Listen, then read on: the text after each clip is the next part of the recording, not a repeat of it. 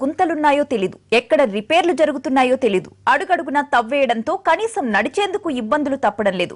పోనీ హెచ్చరికల బోర్డులుంటాయా అంటే అవి కనిపించవు. ఇది గుంటూరు రోడ్ల పరిస్థితి.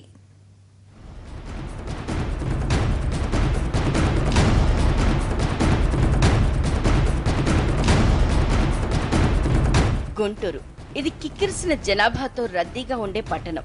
అంతేకాదు రాష్ట్ర రాజధాని కూడా ఈ జిల్లాలోనే ఏర్పాటు చేయడంతో రద్దీ మరింతగా పెరిగి కాంక్రీట్ జంగిల్గా మారింది. అమరావతి రాజధానిగా ఏర్పడిన తర్వాత అనేక పనుల కోసం వచ్చిన వివిధ ప్రాంతాల ప్రజలు మకాం వేస్తున్నారు. దీంతో పెరిగిన రద్దీతో పాటు ట్రాఫిక్ సమస్యల్ని ముందుగానే గ్రహించి చర్యలు తీసుకోవాల్సిన కార్పొరేషన్ అధికారులు నిర్లక్ష్యంగా వ్యవహరిస్తున్నారు.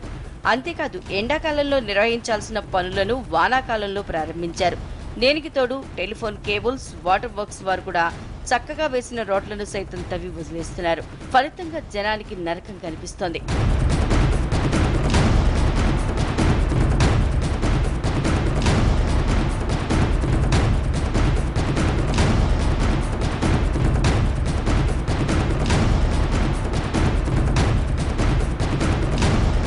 రోడ్లపై తవ్వాలి అంటే పర్మిషన్ తీసుకోవాలి. ఎక్కడైతే పనులు జరుగుతున్నాయో అక్కడ ప్రజలు ఇబ్బంది పడకుండా బోర్డులు కూడా ఏర్పాటు చేయాలి.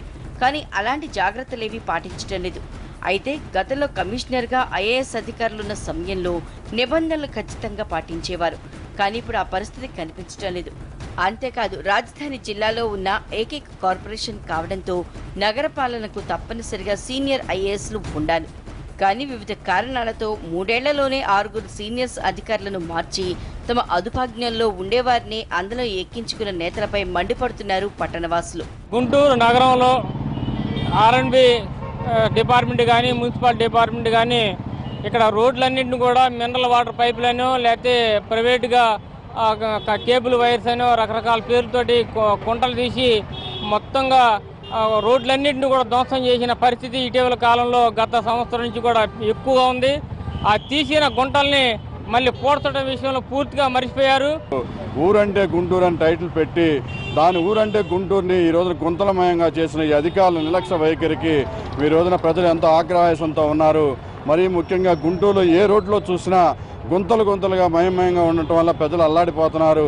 అలానే ఈ ఉద్యోగరీత్యా బయటకు వెళ్ళినా, వ్యాపారరీత్యా బయటకు వెళ్ళి ఇంటికి వచ్చేసరికి సాయంత్రం ఏ సందులో, ఏ గొంతులో, ఏ మెయిన్ రోడ్లో గుంతలు తవ్వుతారో అది పూడ్చకుండా యాక్సిడెంట్లు అయ్యి ప్రమాదాలు జరుగుతూ ఎంతో అవస్థపడుతున్నారు. అంతేకాదు గత 8 ఏళ్ల నుంచి పలు కారణాలతో పాటు కోర్టు నిర్ణయాల వల్ల మున్సిపల్ కార్పొరేషన్కు ఎన్నికలు జరగలేదు. దీంతో స్థానికంగా ఉన్న సమస్యలతో పాటు నగర సమస్యలపై ప్రశ్నించే వారే లేకుండా పోయారు. కార్పొరేషన్ అధికారులే ఈ బాధ్యతలు నిర్వహిస్తుండటంతో ప్రజలకు జవాబుదారీగా వ్యవహరించడం లేదు. అంతేకాదు రోడ్ల విస్తరణ పేరుతో బాగున్న రోడ్లను సైతం తొలగించి అస్తవ్యస్తంగా తయారు చేస్తున్నారు.